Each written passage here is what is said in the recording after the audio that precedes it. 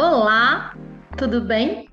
Eu sou a Suverre, fundadora do AL Senator, e hoje eu vim aqui gravar mais um vídeo aí para o canal do YouTube do AL Senator, com o intuito de contar mais para as pessoas o que é aprendizagem ágil, quais são os nossos princípios e os nossos valores.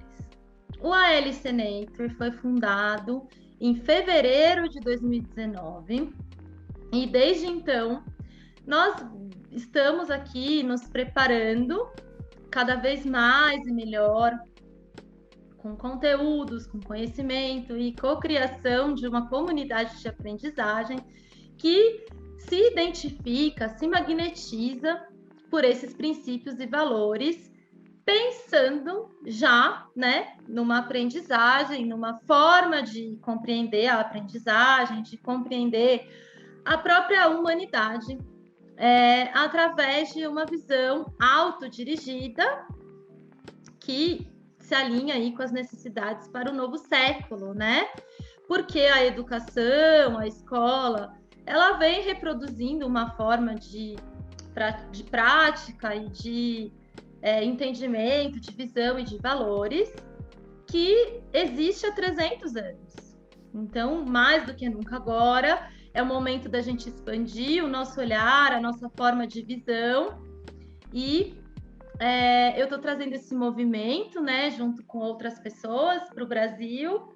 É um movimento que começou em 2013 em Nova York.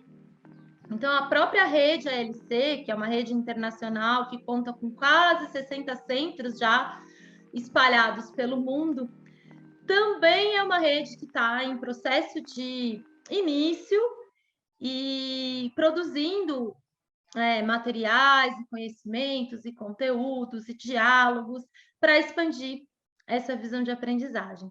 Hoje eu vou mostrar para vocês a árvore ágil, que é uma metáfora que explica os princípios e valores dos ALCs, que são os Centros de Aprendizagem Ágil, e o ALC Nature é o centro que eu sou fundadora e gestora, que tem um espaço físico aqui no sul de Minas, no Vale do Gamarra, na cidade de Baependi. Mas, na verdade, ele é uma egrégora, ele não tem um centro físico, e sim uma rede de pessoas que têm afinidade com essas visões, com esses valores, e que estão nas mesmas buscas, e que a gente foi magnetizando aí. A gente teve várias etapas, e agora eu sinto que em 2021 a gente está num novo começo aí, numa consolidação das pessoas que realmente estão se identificando, estão querendo permanecer e aprofundar o nosso trabalho. Mas eu não vim aqui para falar muito do ALC, eu vim mais para falar sobre a árvore ágil, porque eu acho que é um material importante aí para ficar para os estudiosos aí de aprendizagem ágil. As referências que eu usei para hoje, para o papo que eu vou trazer, estão no site edulearningcenters.org, que é o site oficial da rede ALC. A gente vai usar também uma imagem aqui que foi criada pela equipe do ALC Nature.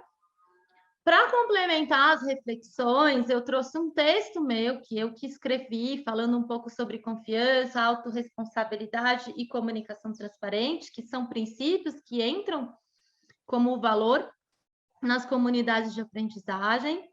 A gente também tem um texto aí da Débora Imada, que é uma das parceiras aí, uma das facilitadoras da rede ALC, que fez uma tradução livre do texto da Árvore Ágil. Mas, na verdade, o que conta também é a nossa experiência prática reflexiva, porque diferente das metodologias, dos métodos de aprendizagem, de ensino, a aprendizagem ágil não é um método, é uma filosofia de vida, é uma forma de viver a vida. Então, eu vou apresentar esses valores para vocês, mas a gente poderia fazer praticamente um vídeo para cada um deles, porque tem todo o modos de se fazer e as reflexões que vão surgindo a partir da prática desses valores. Então, o que a gente está querendo aqui é ampliar a reflexão das pessoas sobre a aprendizagem. A gente está saindo da caixinha da escolarização, do ensino, da ensinagem, e vamos partir aí para uma aprendizagem autodirigida, que parte dos interesses do sujeito, da pessoa, né? E nesse sentido, os centros de aprendizagem ágil, eles estão focados em outras habilidades e conhecimentos e práticas que não estão nos currículos oficiais escolares que a gente está acostumado, porque os currículos, eles se prendem aos conteúdos. Mas toda a forma como esse conteúdo é transmitido, a prática, a maneira de relação entre o adulto e a criança, nada disso entra, né, no currículo, vamos dizer assim. E aí cria-se um currículo oculto. Então, aqui a gente está muito atento a esse currículo oculto, a gente ser coerente com a nossa prática e a nossa visão, e a gente se prende muito mais nas habilidades e capacidades e valores que estão sendo produzidos e transferidos e praticados, do que propriamente os conteúdos. Essa é a árvore ágil, esse é o modelo que explica aí essa visão de aprendizagem.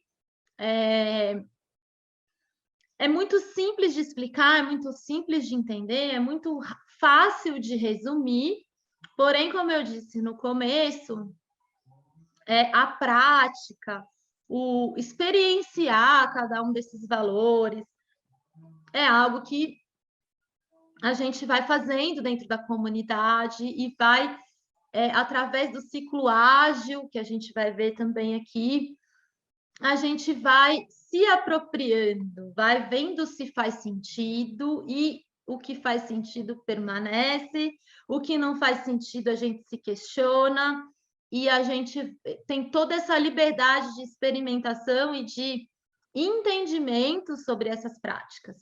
E os valores, os princípios, as práticas, elas valem para todos, tanto para adultos quanto para crianças. A gente não coloca as crianças e os adolescentes e nenhuma pessoa num lugar de inferioridade. Não existe hierarquia dentro de uma comunidade de aprendizagem. Então, nós vamos começar aqui pelo solo, né?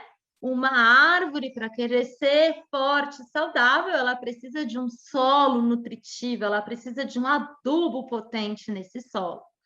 E esse adubo é a confiança. A confiança nos ALCs é levada muito a sério. E apesar de ser uma palavra que todos conhecem e que também é utilizada na educação tradicional, na educação convencional, nas escolas, ela está muito mais ligada com um sentir, com um confiar na natureza. Porque se a gente parte do princípio de que uma semente ela não precisa ser ensinada para se transformar em uma árvore, assim também vale para os seres humanos. Muitas das vezes, a maioria delas, com educação, o que a gente faz é mais podar e desconfiar da capacidade de desenvolvimento das crianças do que propriamente confiar e favorecer o florescimento. E isso também vai mudar muito da forma como a gente se coloca, como a gente se posiciona enquanto facilitadores e facilitadoras, enquanto adultos na relação com as crianças.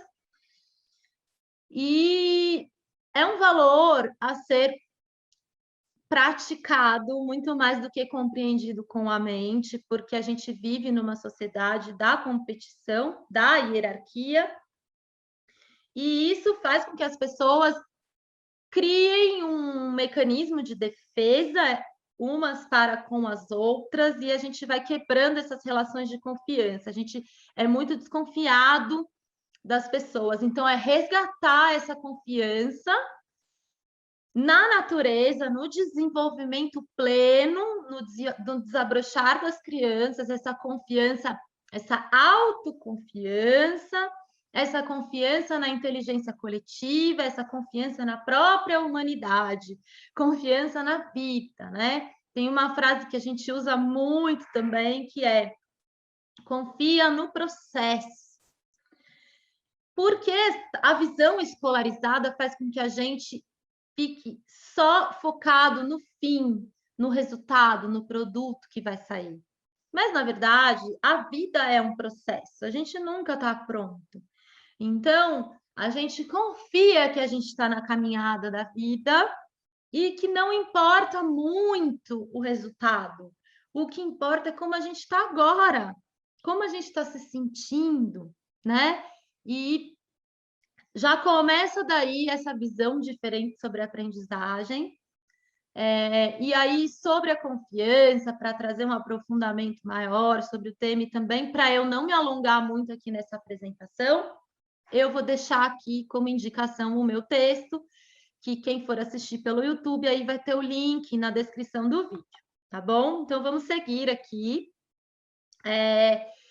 Então, se a gente está falando de uma árvore, agora a gente vai falar das raízes dessa árvore, né? Que são as bases de sustentação para que essa árvore possa, né, absorver os nutrientes e crescer e tal, nessa metáfora da árvore.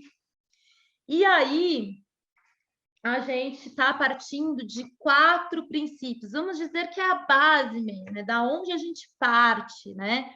É o que é mais primordial para um entendimento de quem for praticar a aprendizagem ágil, para quem for ser facilitador, para quem for quem quiser escolher isso como forma de viver. Então, a primeira é a aprendizagem. É um entendimento sobre a aprendizagem, de que aprender é natural e acontece o tempo todo. Todas as pessoas têm capacidade de aprender. A questão é, a gente está olhando mesmo para os aprendizados de cada pessoa ou a gente está querendo que as pessoas aprendam o que a gente quer que elas aprendam? É só uma pergunta que eu vou deixar no ar. E vamos para o próximo. A próxima base é a autodireção. A autodireção é a capacidade de governar-se a si mesmo, que a partir dos valores da escolarização e como ela acontece, ela, na verdade, pratica e exerce a heterodireção, que é justamente aquilo que eu falei antes. Alguém ou um sistema de valores, uma sociedade querendo formar um indivíduo para um devido fim. Isto é compulsório e não respeita o desabrochar natural, o desenvolvimento natural das pessoas a partir do momento que você quer induzir aquela pessoa a chegar em algum lugar. Então, a gente tem como base a autodireção, que é o respeito pleno à integridade emocional, física e ao direito de escolhas de cada sujeito. Nesse sentido, também, a gente considera que as pessoas aprendem melhor quando elas podem tomar as suas próprias decisões, né? E, nesse sentido, as crianças também são pessoas, porque, às vezes, na forma de se relacionar com elas, na maioria dos espaços educativos e na própria sociedade, a visão que a sociedade hoje em dia tem sobre a criança é uma sociedade de que as crianças quase que elas não são nem pessoas, porque elas são vistas como inferiores, como incapazes de tomarem as suas decisões, e elas são profundamente violentadas e desrespeitadas diariamente, sem que a gente perceba, e isso sendo adotado como uma prática natural, normal, é assim que faz. E tem até aquele discurso né, de que todos nós passamos por isso e sobrevivemos. Mas sobrevivemos a que custo? Né? Que tipo de sobrevivência é essa? Que tipo de ser humano que a gente quer que essas crianças se tornem? E aí, nesse sentido, vale a gente olhar para nós enquanto adultos e para as pessoas e para as instituições e para as organizações e ver como se dá essas relações, que a gente já tem pistas de que a gente sobreviveu, mas florescer, desabrochar e viver com integridade, com integralidade, aí já é uma outra questão, né, minha gente? Bom, a próxima base aí de sustentação é a experiência. As pessoas aprendem a partir da cultura, né, do meio que elas estão inseridas. O meio é a mensagem. Voltando aí também, que eu já tinha falado no começo, a respeito dessa questão do currículo oculto, porque quando a gente põe lá um currículo pré-determinado, como é na escolarização e nos sistemas de ensino, a gente está focando só no currículo e no conteúdo. Mas pouco se trabalha na relação do adulto com a criança. Pouco se reflete sobre este currículo oculto, que são os valores de punição e recompensa, que é este lugar de uns mandam e outros obedecem, que é esse lugar da competitividade, tudo que vem, que não está declarado, mas que a criança acaba aprendendo rapidinho a como sobreviver, a como se comportar naquele meio. Então, a gente está falando de construir um meio, uma cultura de aprendizagem que favoreça o florescimento, que favoreça a confiança, que favoreça a autodireção das crianças e de todas as pessoas. Porque se a gente cuida bem das crianças e a gente tem um olhar cuidadoso e respeitoso e saudável para com as crianças, assim também vai acontecer com as nossas relações com os adultos. E assim também essa criança vai crescer com essa base de valores e vai se tornar um adulto diferente do que aquelas crianças que foram oprimidas, que foram subjugadas, que cresceram com baixa autoestima, né? E por fim, o sucesso, a realização, ela é alcançada através de ciclos de aprendizagem e não de uma maneira linear, como a escolarização, como a escola, como essa visão que a gente está acostumado, né, de enfileirar as pessoas, de fazer uma coisa de cada vez, tipo nos cursos, assim, você primeiro tem que passar na primeira série, depois na segunda e tal. Então, essa coisa do ciclo ágil é entender que a aprendizagem ela não é linear, ela é cíclica. Ela está muito mais para algo assim caótico do que propriamente linear. Se a gente pegar como é o funcionamento do nosso cérebro, né? Que ele também não é assim linear, né? Você vê os neurônios e tal, então são várias conexões.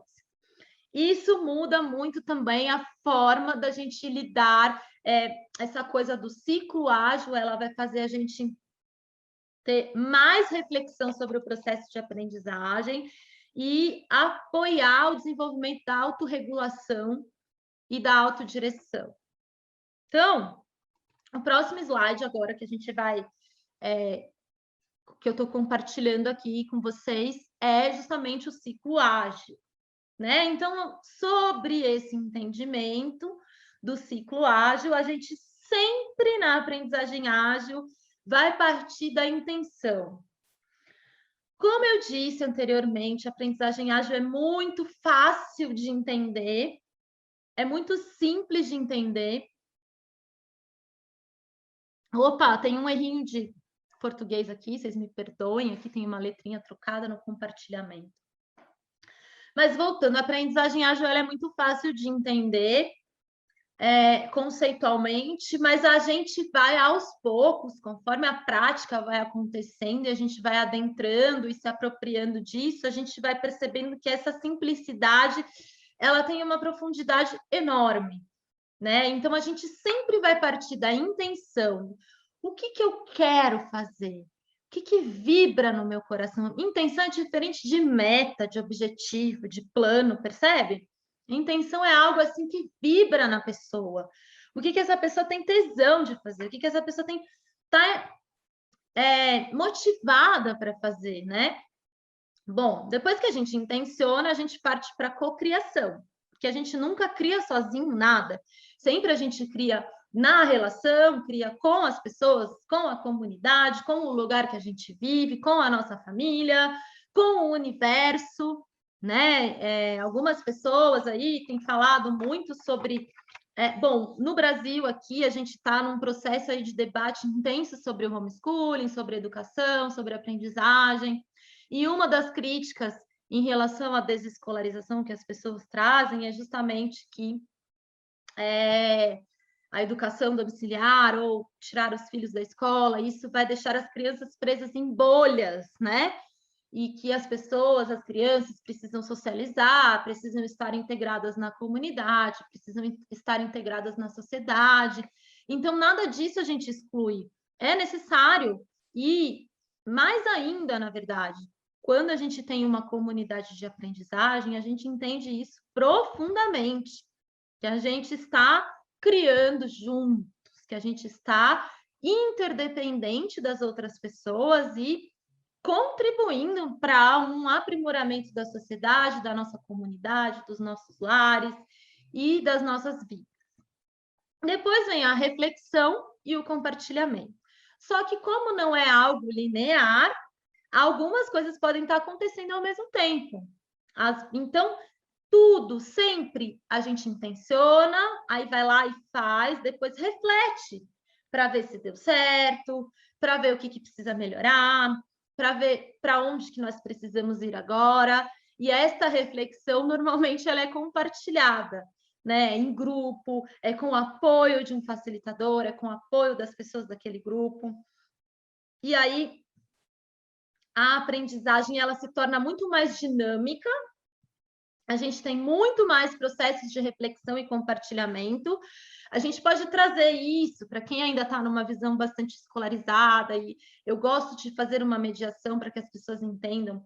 A gente pode dizer que a reflexão e o compartilhamento podem fazer parte como que da avaliação do processo, sabe? Que é aquele momento que a gente vai parar para olhar o que foi feito, para ver os resultados, para ver justamente para onde nós queremos ir. Só que isso não é feito como uma prova, como um trabalho a ser entregue, né? O compartilhamento e tal. Pode ser, a gente vai ver aqui nos valores que um deles são as múltiplas linguagens. Acaba que tudo se mistura um pouco, eu vou falar de um por um, mas vocês vão perceber que as coisas se conversam, que elas estão muito integradas.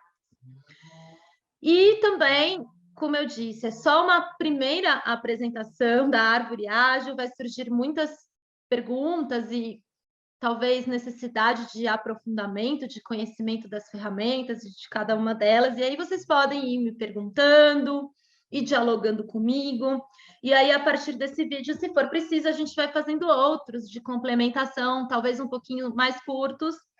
Eu agradeço aí pela paciência de vocês e peço que vocês tenham um pouquinho de paciência hoje, que o vídeo vai ser um pouquinho mais comprido, mas justamente para trazer os conceitos para que depois a gente possa dialogar sobre eles.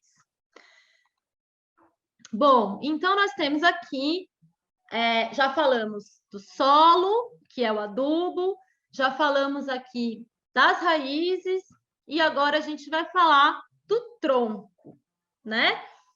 O tronco, que nasce a partir desse solo nutritivo da confiança, a partir desses princípios que foram falados, da autodireção, da aprendizagem natural, da cultura e do ciclo ágil.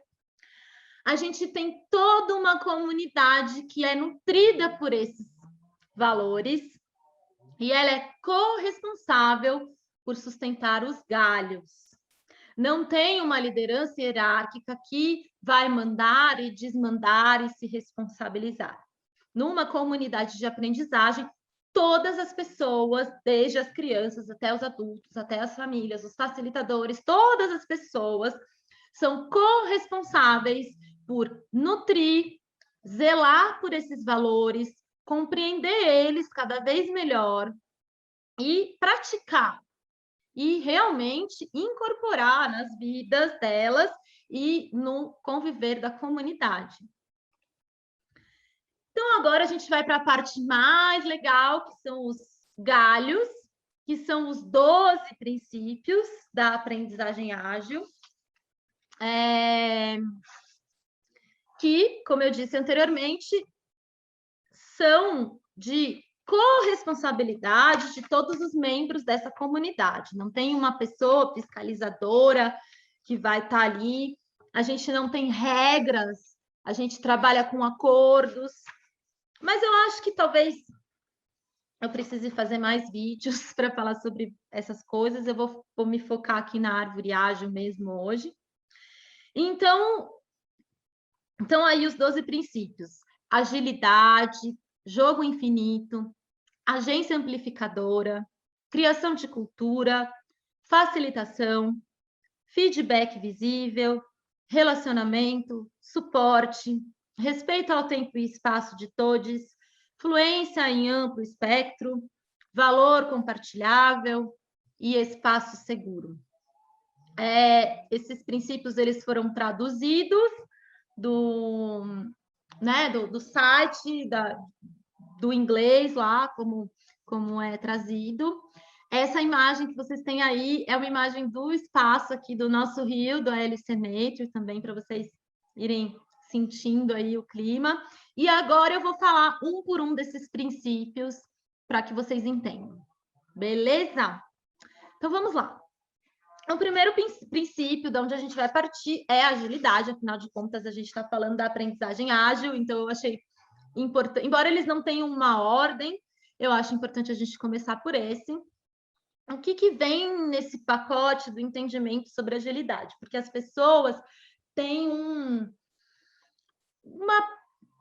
um entendimento de que a agilidade é somente acelerar os processos, né?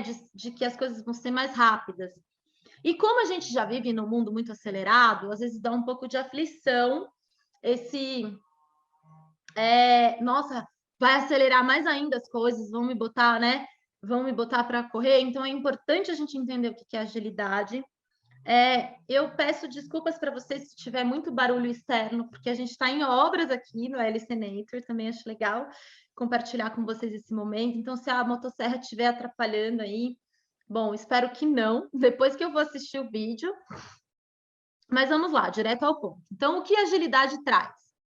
Assertividade, proatividade, conexão entre as pessoas, uma rápida tomada de decisão do grupo, uma adaptabilidade às condições, iteração, e ela foi, né, é uma inspiração dos métodos ágeis, do manifesto ágil,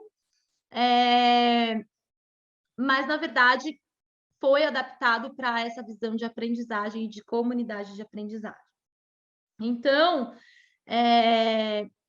bom, sobre a iteração, antes de passar para o próximo slide, eu quero contar para vocês o que é, né? Como a gente falou antes aí do ciclo ágil, que as coisas vão acontecendo em ciclos de intenção, cocriação, reflexão e compartilhamento, e cada vez que esse processo e é muito na experimentação, né? Na experiência, na prática, muito mais do que um aprendiz passivo que recebe informações, a gente está falando de um aprendiz ativo que está construindo conhecimento, que está indo atrás, aí vem da agilidade, essa proatividade, e aí a gente tem esse entendimento da iteração. Quer dizer, de novo, que a aprendizagem não é linear e que a partir da experiência anterior a gente consegue realizar saltos de conhecimento, de aprendizagem, de desenvolvimento desse grupo, dessa comunidade,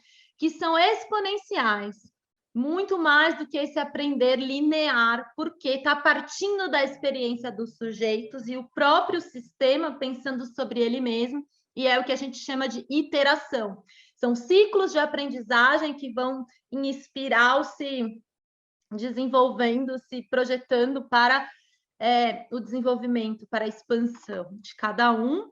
e também da comunidade. O que eu acho muito legal da aprendizagem ágil, não é tão simples explicar isto através de um vídeo, porque ela é muito da prática, é que a gente consegue trabalhar ao mesmo tempo a individualidade de cada um, a singularidade, as necessidades específicas de cada um, e também este grupo, porque não é separado, o eu e a comunidade. É tudo uma coisa só, a gente está falando de uma complexidade, né? Que, de novo, a escolarização, essa visão industrial que divide, que fraciona em disciplinas, corpo, mente, espírito, vai fragmentando.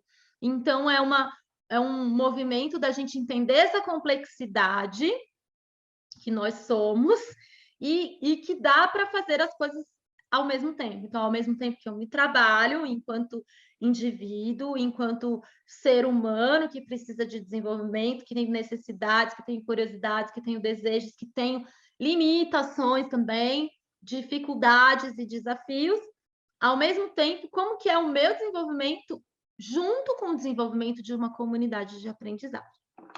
Bom, vamos lá, seguindo. Como eu disse, a aprendizagem ágil, ela foi inspirada no movimento ágil, né? O movimento ágil, ele surge no Vale do Silício, na área dos softwares, e o que estava acontecendo, né, naquele processo é justamente esse entendimento de que esta visão linear de produção que fragmenta, ela não corresponde à rápida movimentação que a gente está vivendo. Então, hoje em dia, a gente vive do que muitos chamam aí de mundo VUCA. Ou seja, ele é volátil, ele muda rapidamente o seu estado de existência, de situação. Ele é incerto, porque se as coisas estão mudando rápido, a gente não sabe quando elas vão mudar e de que forma. Ele é complexo, não é fragmentado como a visão industrial tentou fazer, como a escolarização se inspirou na visão industrial, então fragmenta. Eu estou falando de aprendizagem, então eu vou puxando isso para esse entendimento. E ele é ambíguo, né? Então, a partir daí, como que a gente se comporta? Quais as habilidades que a gente precisa para conseguir rebolar e viver e existir nesse mundo? O que sabemos é que a visão industrial, a visão escolarizada, a visão de hierarquia não está funcionando neste mundo VUCA. Vemos aí o que está acontecendo na pandemia, o que aconteceu na pandemia, já temos aí mais de um ano de pandemia, e podemos pegar como exemplo a própria educação, já que eu estou falando de educação. O que aconteceu com a educação nesse último ano? Teve adaptabilidade? Não teve. Teve uma capacidade de lidar com a complexidade do mundo que nós estamos vivendo? Não teve. Sabe por que eu sou tão fã da aprendizagem ágil e da rede ALC? Porque em uma semana a rede ALC se organizou para transferir as coisas para o online, mas não dessa visão de ensinagem. A rede se organizou, os centros de aprendizagem pelo mundo começaram a trocar informações e ampliou e fortaleceu o funcionamento da rede, e não enfraqueceu. Quer dizer, vem o desafio, a gente se abala com ele, a gente, tenta entender, a gente sofre, a gente chora junto e tal, mas a gente não fica só nesse lugar. Vamos viver agora com o que temos, vamos nos adaptar, vamos tomar decisões, vamos nos reorganizar, né? É disso que se trata esta forma de entender, né, o mundo, entender a vida, que a aprendizagem ágil trouxe e adaptou para uma linguagem de pessoas que estão lidando com crianças e tal. Bom, espera aí que meu microfoninho voa pelos ares aqui. Vamos lá. Só para falar rapidinho para vocês o que é o Manifesto Ágil, porque a gente está falando de aprendizagem ágil, mas eu acho importante a gente saber da onde que vem, porque tem uma origem em comum. No Manifesto Ágil, os valores são os indivíduos e interações como mais importantes do que os processos e as ferramentas. O sistema, o software, em funcionamento mais do que uma documentação abrangente. Colaboração do cliente mais do que a negociação de contratos. Responder mudanças mais do que seguir um plano. O Manifesto Ágil também possui 12 princípios, mas aí vai para a área dos negócios, das empresas e das organizações. Mas eu achei importante a gente trazer os 4 valores, os 4 princípios do Manifesto Ágil, para vocês perceberem como que dialoga com a aprendizagem ágil, que a gente está focando, então, resumo da ópera, no indivíduo, nas pessoas, nas interações. Os métodos, as ferramentas, eles servem para atender as pessoas e os sistemas, e não o contrário, as pessoas se engessando para caber dentro de um método e fazer bonitinho. Outra coisa que cabe para a aprendizagem aqui, embora eles estejam falando do software, é mais importante a coisa funcionando do que a gente ficar com planilhas e formulários e registros e tal, o que vale muito para a educação escolar. Eu, quando professora, ficava horas e horas e horas preenchendo fichas e planilhas, né, tentando enquadrar as crianças em habilidades e competências e notas e tal. E, na verdade, eu podia estar dedicando muito mais tempo para o aprendizado, para a minha interação com elas. Então, o Manifesto Ágil também fala sobre isso, para a gente reduzir a documentação, reduzir as burocracias e se focar mais nesse sistema funcionando, né?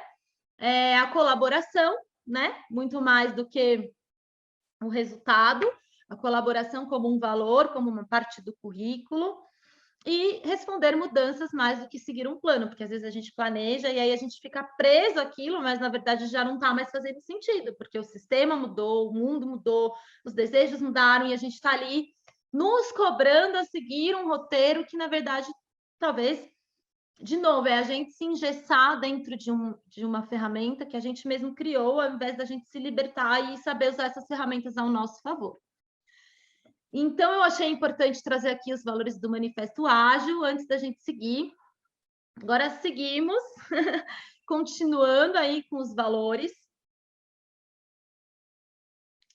com os princípios, na verdade, que são os galhos. Então, um dos princípios é, mais um, além da agilidade, é o jogo infinito. Quer dizer, eu gosto dessa frase, como no jogo, como na vida. Como a gente joga, como a gente brinca, demonstra muito de como a gente se relaciona, de como a gente lida com as coisas da vida.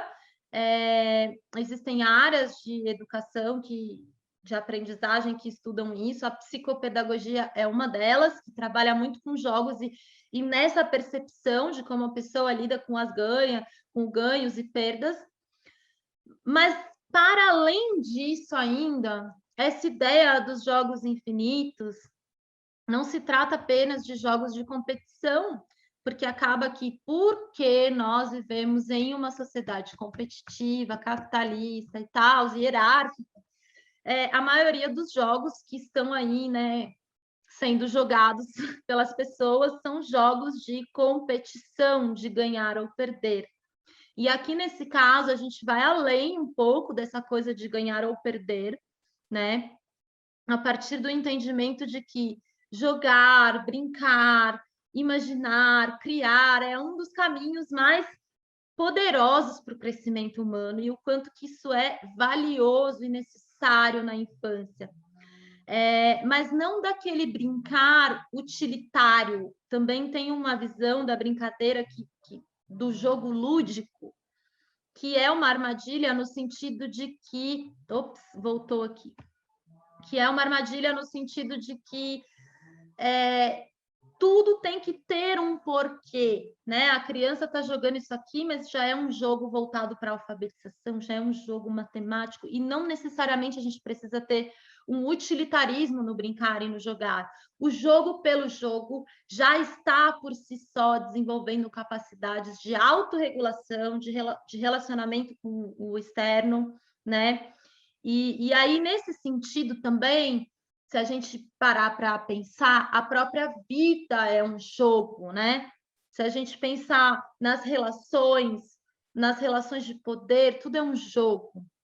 Então, nesse sentido, pensando que a gente está numa comunidade de aprendizagem, criando intencionalmente uma cultura que nos faz sentido, as crianças e todas as pessoas da comunidade, elas podem se envolver no criar as regras, estabelecer os limites, permitir que outros jogadores entrem no jogo, né? No jogo da organização da estruturação de toda a comunidade, porque na escolarização o currículo já vem pronto, a grade de horários já vem pronta, os tempos, os materiais, tudo já vem pronto.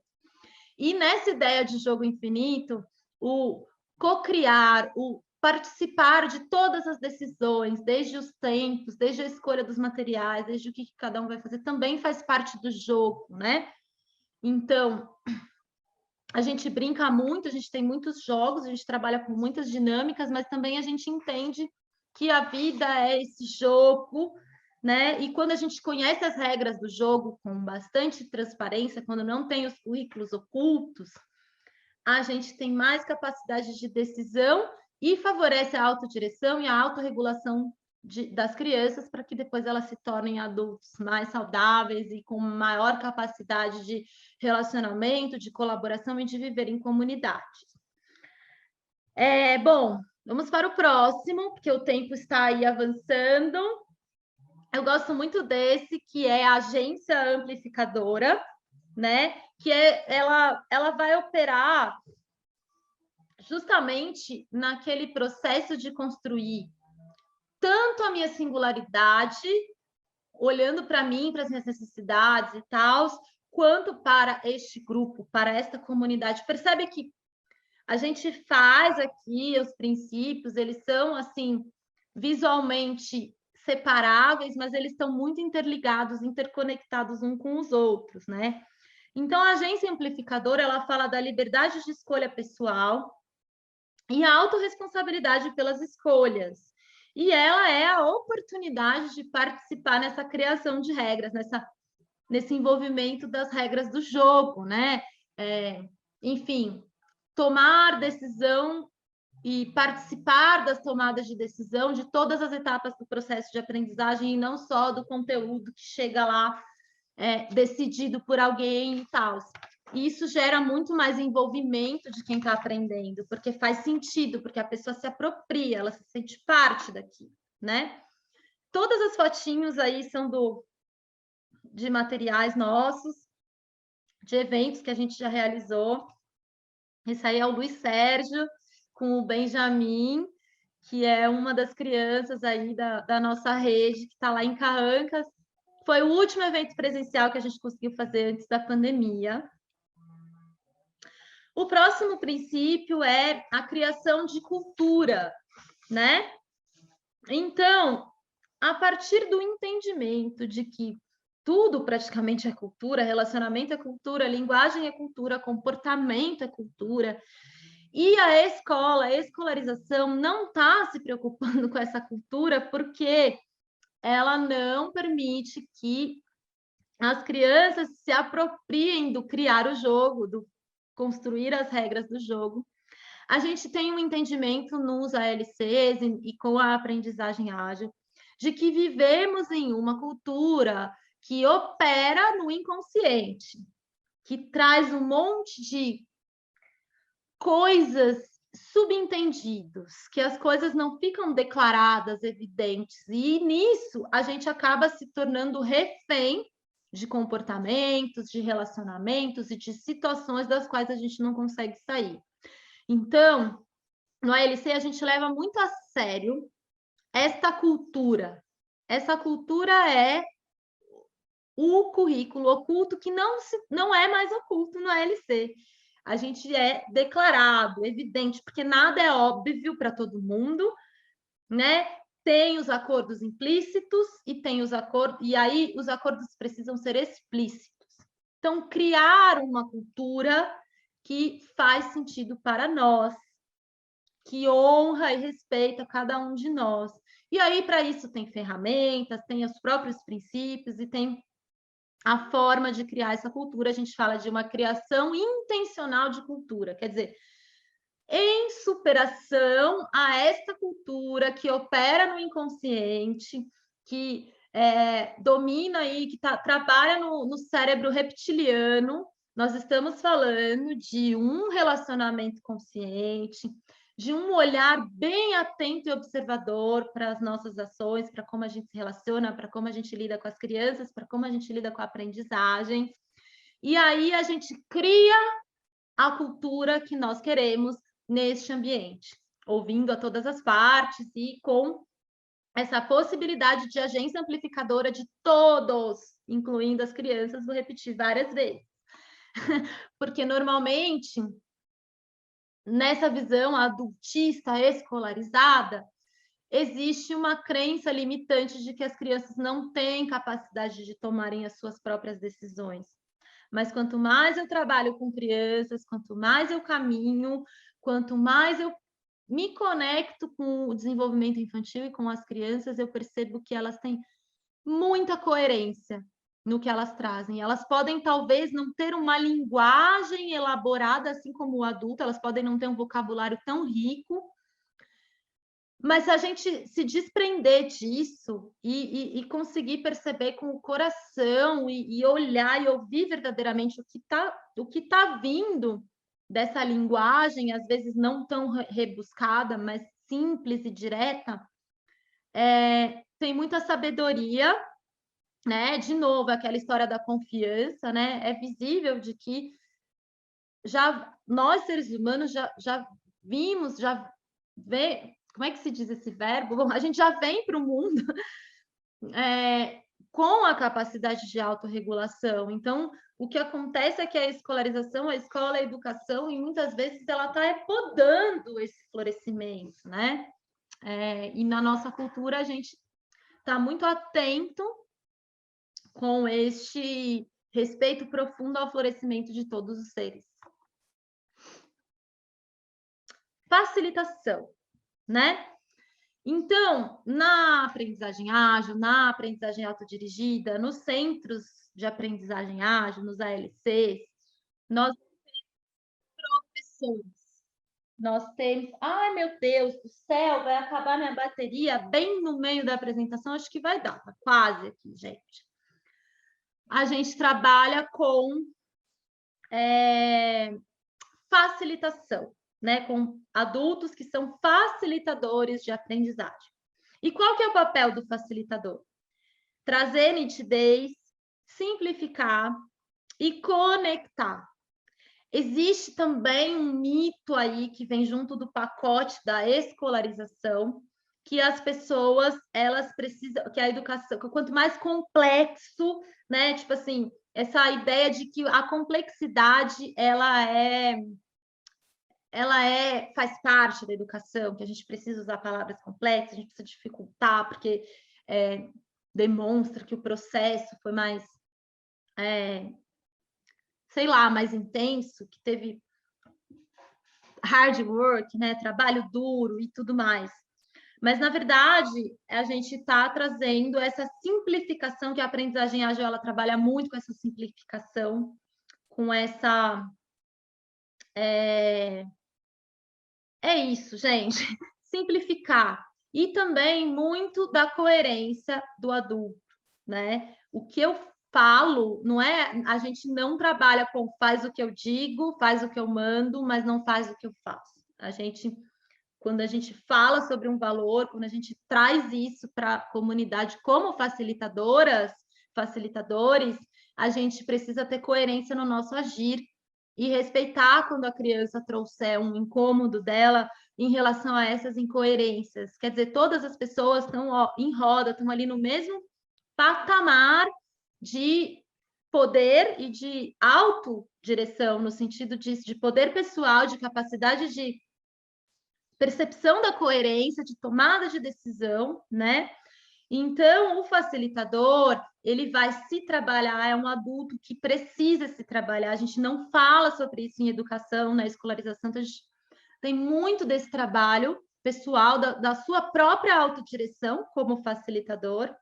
E também a gente vai testando, experimentando e conhecendo ferramentas e práticas para que a gente consiga combinar várias intenções e vários princípios em uma única prática. Então, é justamente facilitar a aprendizagem do outro. E facilitar não só na forma de expor aquilo, mas também no sentir, né? Se posicionar de uma forma acolhedora para aquele aprendiz, se posicionar de uma forma vulnerável, sensível e aberta para que as pessoas realmente possam florescer, para que a gente se desconstrua deste papel do professor que é autoritário, que é detentor do saber, que não se conecta com o aprendiz.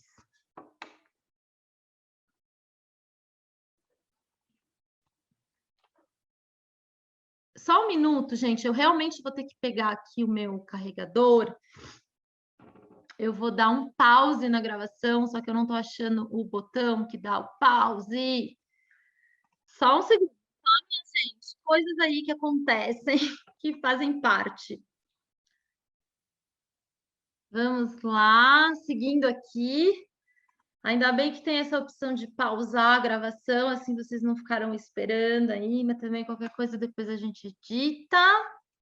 Bom, então vamos para o próximo princípio. Eu prometo que está acabando, falta pouco, que é o feedback visível. Então, de novo, vocês vão percebendo como que todos os princípios, eles dialogam entre si, né? Feedback visível é essa prática que a gente tem de primeiro usar os post-its aí para comunicar, mas não só, deixar as apresentações, as oficinas, tudo que acontece na comunidade fica exposto para todas as pessoas. Porque a gente falou dos jogos infinitos, né? A pessoa ela só consegue criar o jogo, tomar verdadeiramente as decisões dela e fazer as escolhas, se ela tiver acesso a tudo que está acontecendo. Se a gente tem coisas implícitas, coisas que estão subentendidas, coisas que não estão declaradas, as pessoas também não estão totalmente apropriadas e autônomas para tomarem as suas decisões. Então, a gente cuida muito desse feedback visível, né? De uma forma que as coisas mais importantes, as tomadas de decisões, os acordos, a agenda, fique tudo exposto de uma forma que qualquer pessoa que chegar, sei lá, a pessoa não participou da reunião, mas ela chegou lá e ela já entendeu, porque está tudo ali. De novo, simples, direto, objetivo, né? Autoexplicativo, quer dizer, eu olhei aqui, eu já entendi, eu não preciso chamar alguém aqui, quer dizer, tudo que a gente puder fazer para favorecer a autodireção das pessoas e simplificar a comunicação, né?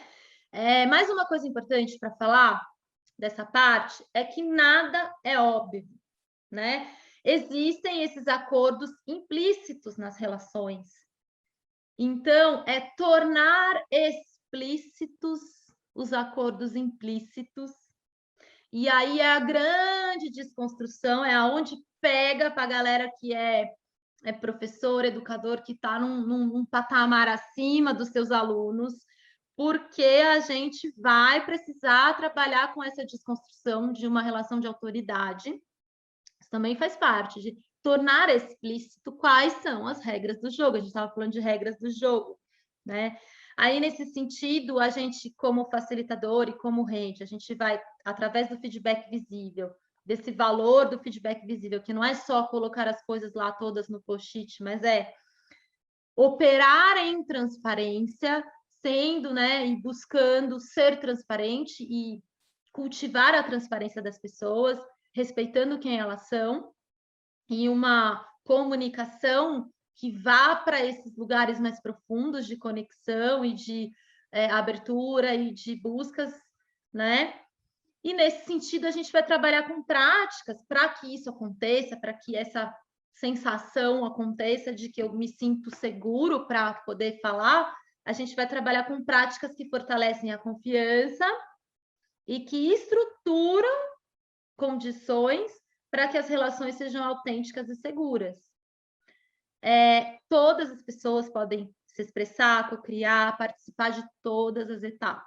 Só que isso não, como eu disse, é fácil de explicar, mas é um trabalho de construção mesmo, de aprendizado.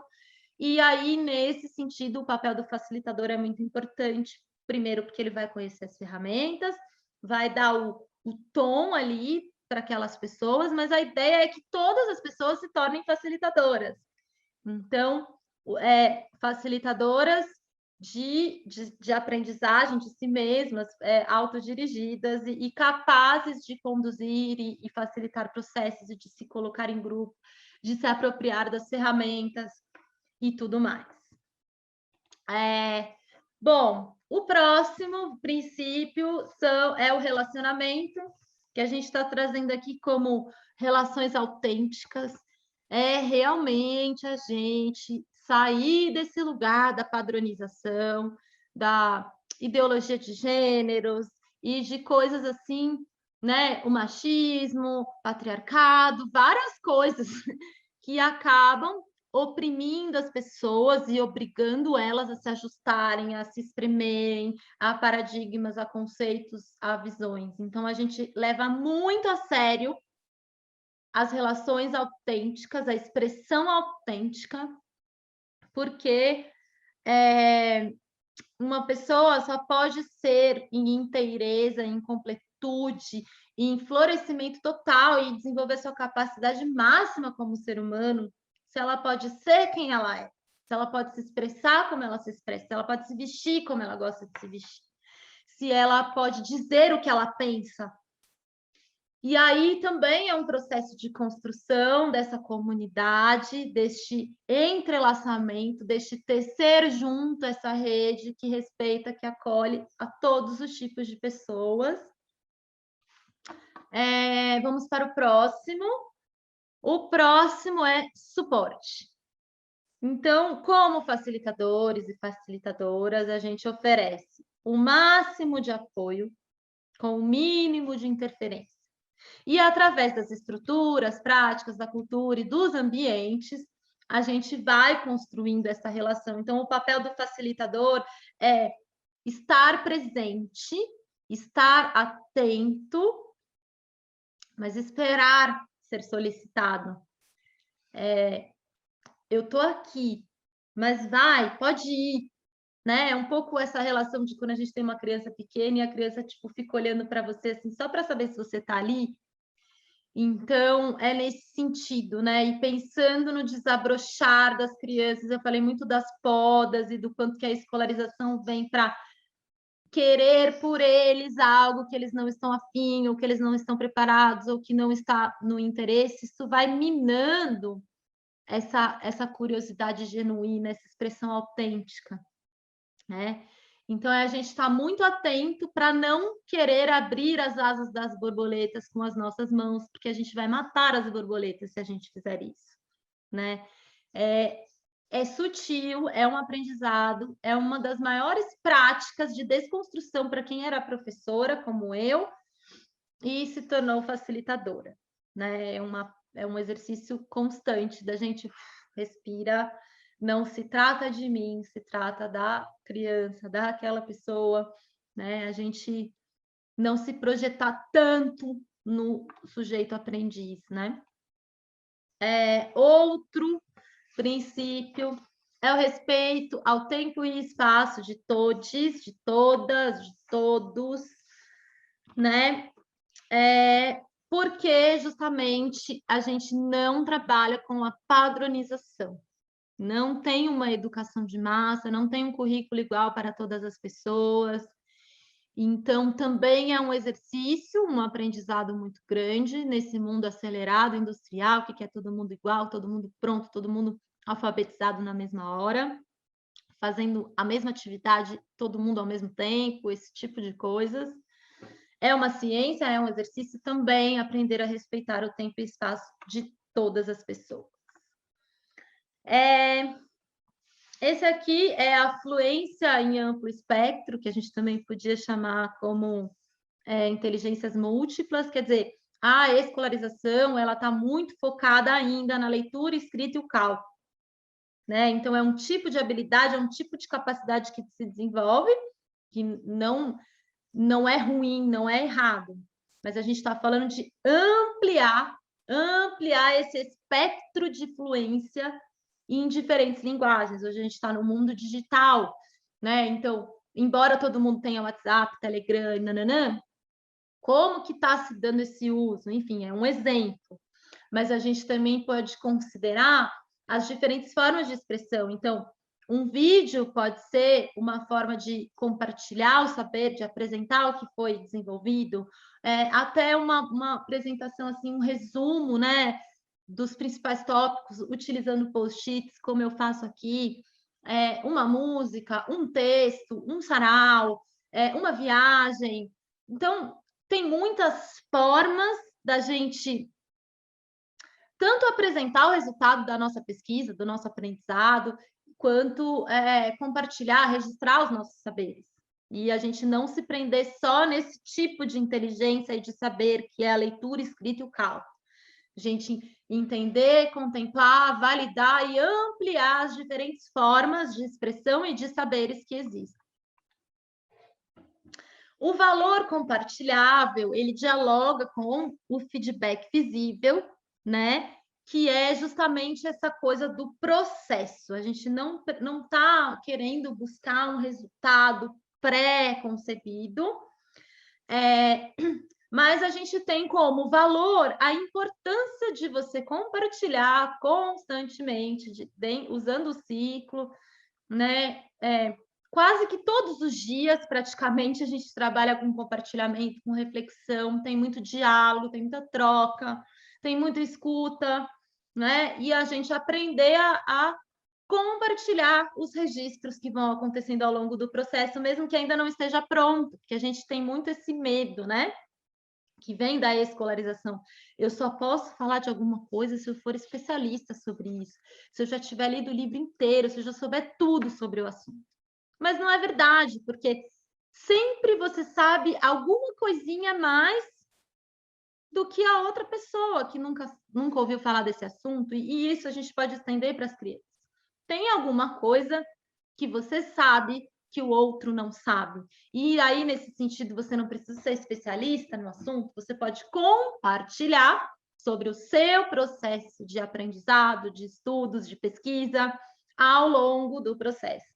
E aí, isso gera aquele processo de iteração que eu falei, porque a gente aprende muito ensinando, né? Contando para a pessoa sobre a gente, e também a gente consegue olhar para o que a gente, essa meta-observação, esse meta-olhar, a gente consegue olhar, né? E co-criar, porque na interação das pessoas, elas já vão dando esse feedback automático conforme você vai apresentando, conforme você vai compartilhando e contando sobre aquilo que você está estudando. Espaço seguro. Como se constrói um espaço seguro? É um aprendizado também, né? É escutar com o coração, se expressar de forma autêntica, respeitar todas as formas de viver, de aprender, de se expressar, de ser. E aí também eu acho que vai muito do papel das pessoas que estão na facilitação para sustentar esse acolhimento, e realmente trabalhar de um lugar que não é, olha, aqui é seguro, tá? Mas, na verdade, quando a criança vai se expressar ou o adolescente vai se expressar, já vem aquela voz do adulto querendo corrigir, querendo direcionar, querendo dar um conselho, querendo dar um ensinamento. Então, é a gente prestar muita atenção nisso, que é um espaço seguro para cada um, e aí isso é construído com a própria comunidade também, né? E essa desconstrução e esse trabalho muito profundo profundo mesmo e pegando esse lado do nosso sentir, trabalhando as nossas emoções, trabalhando a nossa criança ferida como facilitadoras e facilitadores, para poder ouvir o outro. Eu me esvazio para poder ouvir os outros, receber o que eles têm para trazer, né? Então, também tem um vídeo recente que foi postado aqui, que eu gravei com Alcione José, que a gente fala um pouco sobre isso, sobre como estabelecer e estipular um espaço seguro. Também vou colocar na descrição, que eu acho que vale a pena, mas está no canal do YouTube para quem quiser assistir. Bom, eu não vou falar detalhadamente sobre as ferramentas, que são as folhas. As ferramentas, elas vêm depois dos galhos, logicamente, são as folhas. Existem muitas check-in, check-out, intenções. Eita, eu tô aqui com o meu fone. Intenções, pedidos e oferecimentos. Jogos, dinâmicas, quadros de maestria comunitária, criando jogo, enfim, ferramentas que são inspiradas lá também nos métodos ágeis e tal, que servem para que esses princípios sejam colocados em prática, que a gente possa construir o espaço seguro, que a gente possa permitir que as pessoas se expressem de forma autêntica, enfim. Elas são para atender as pessoas, e não as pessoas presas e engessadas por conta de ferramentas. Uma coisa interessante para falar sobre as folhas é que uma única folha não é responsável por toda a nutrição da árvore. São todas as folhas juntas que fazem a fotossíntese e trazem essa nutrição. Outra coisa importante das folhas, quando as folhas já não servem mais, estão ultrapassadas, elas caem das árvores, né? Elas secam e caem, assim como as ferramentas. A gente pode utilizar algumas, deixar de utilizar outras. Algumas delas a gente usa esporadicamente, poucas vezes, outras a gente usa todo dia. E aí, nesse sentido, cada comunidade de aprendizagem vai se identificar mais com uma ou com outra. E a gente também pode, lembra do Jogos Infinitos? A gente também pode ressignificar as ferramentas, falar, nossa, isso aqui, de repente, a gente pode adaptar assim, né? Que essa realmente como uma ferramenta, né? Que a gente pode se apropriar. E eu acho que, de repente, eu posso fazer um vídeo para falar especificamente das ferramentas, para não ficar muito longo. Já estamos aqui com praticamente mais de 1 hora de apresentação. Eu espero que vocês tenham gostado. Eu não gosto muito de fazer vídeos técnicos assim como eu fiz hoje, mas eu também acho que oferecer uma oficina para ficar 1 hora falando é mais fácil eu ter um vídeo, aí vocês assistem. Depois a gente pode marcar uma oficina para perguntas e respostas, ou vocês podem escrever aí nos comentários, e aí fica mais fácil essa troca.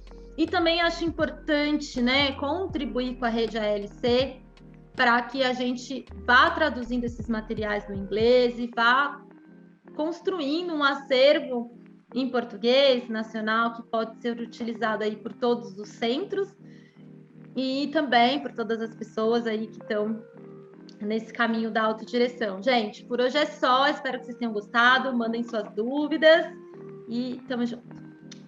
Beijo, gratidão.